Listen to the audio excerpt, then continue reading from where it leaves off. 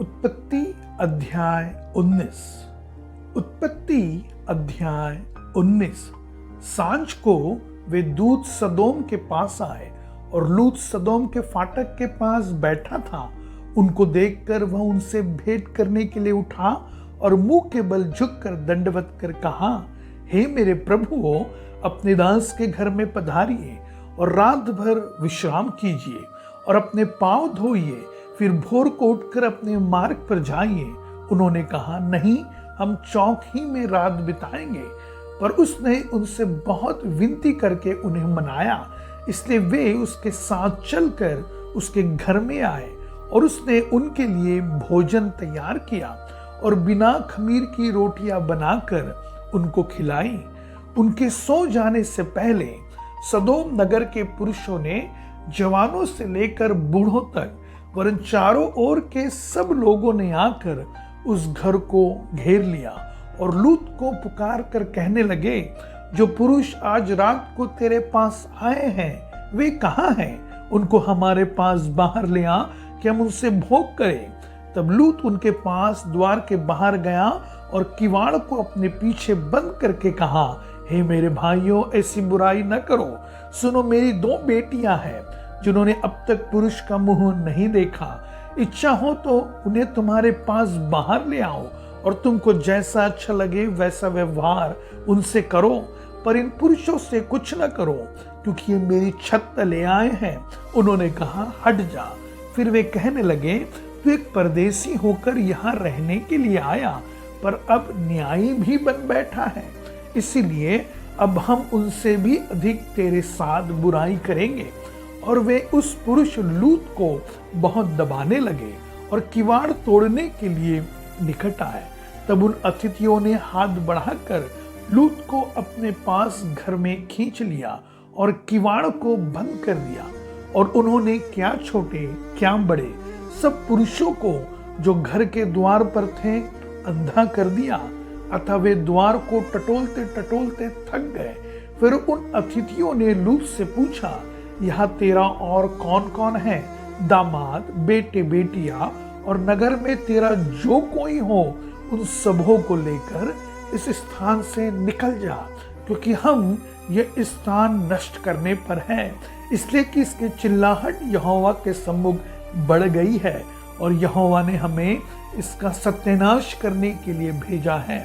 तब लूत ने निकलकर अपने दामादों को, जिनके साथ उसकी बेटियों की सगाई हो गई थी, समझा के कहा, उठो, इस स्थान से निकल चलो, क्योंकि यहोवा इस नगर को नष्ट करने पर है। पर वो अपने दामादों की दृष्टि में ठट्टा करने वाला जान पड़ा। जब पांव फटने लगी तब दूतों ने लूत से जल्दी करने को कहा और बोले, उठ, अपनी पत्नी और दोनों बेटियों को जो यहाँ है ले जा, नहीं तो भी इस नगर के अधर्म में भस्म हो जाएगा। पर वह विलंब करता रहा। इस पर उन पुरुषों ने उसका और उसकी पत्नी और दोनों बेटियों के हाथ पकड़े, क्योंकि यहोवा की दया उस पर थी, और उनको निकालकर नगर के बाहर कर दिया। और ऐसा हुआ कि जब उन्होंने उनको बाहर निकाला तब कहा, अपना प्राण लेकर भाग जा, पीछे की ओर न ताकना और तराई भर में न ठहरना, उस पहाड़ पर भाग जाना, नहीं तो तू भी भस्म हो जाएगा। लूत ने उनसे कहा, हे प्रभु, ऐसा न कर। देख, तेरे दास पर तेरी अनुग्रह की दृष्टि हुई है और तूने इसमें बड़ी कृपा दिखाई कि मेरे प्राण को बचाया है। पर मैं पहाड़ पर भाग नहीं सकता, कहीं ऐसा न हो कि कोई विपत्ति मुझ पर आ पड़े और मैं मर जाऊं। देख, वह नगर ऐसा निकट है कि मैं वह भाग सकता हूँ, और वो छोटा भी है। मुझे वही भाग जाने दे। क्या वह नगर छोटा नहीं है और मेरा प्राण बच जाएगा?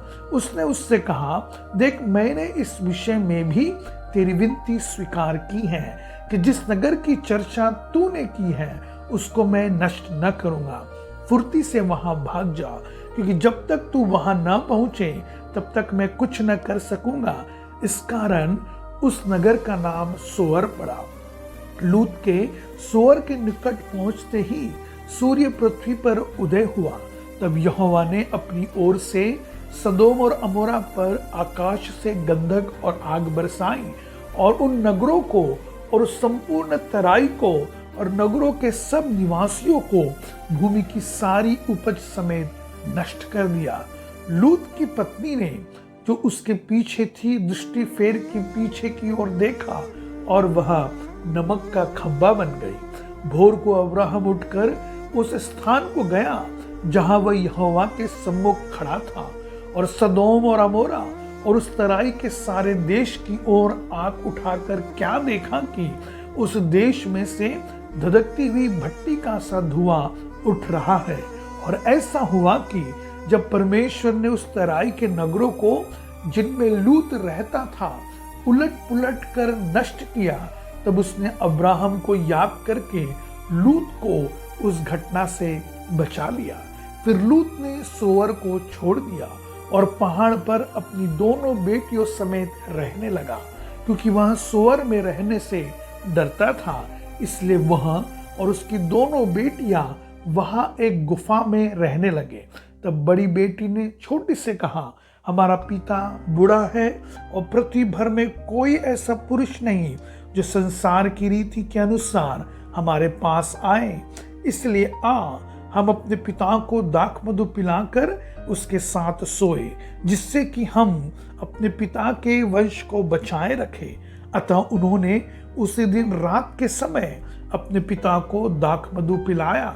तब बड़ी बेटी जाकर अपने पिता के पास लेट गई, पर उसने न जाना कि वह कब लेटी और कब उठ गई। और ऐसा हुआ कि दूसरे दिन बड़ी ने छोटी से कहा, देख कल रात को मैं अपने पिता के साथ सोई, इसलिए आज भी रात को हम उसको दाख मधु पिलाए, तब तू जाकर उसके साथ सोना कि हम अपने पिता के द्वारा वंश उत्पन्न करें। अतः उन्होंने उस दिन भी रात के समय अपने पिता को दाख मधु पिलाया और छोटी बेटी जाकर उसके पास लेट गई, पर उसको उसके भी सोने और उठने के समय का ज्ञान न था। इस प्रकार से लूत की दोनों बेटियां अपने पिता से गर्भवती हुई, बड़ी एक पुत्र जनी और उसका नाम मोआब रखा। वह मोआब नामक जाति का जो आज तक है मूल पिता हुआ, और छोटी भी एक पुत्र जनी और उसका नाम बेनम्मी रखा। वह अम्मोन वंशियों का जो आज तक है मूल पिता हुआ।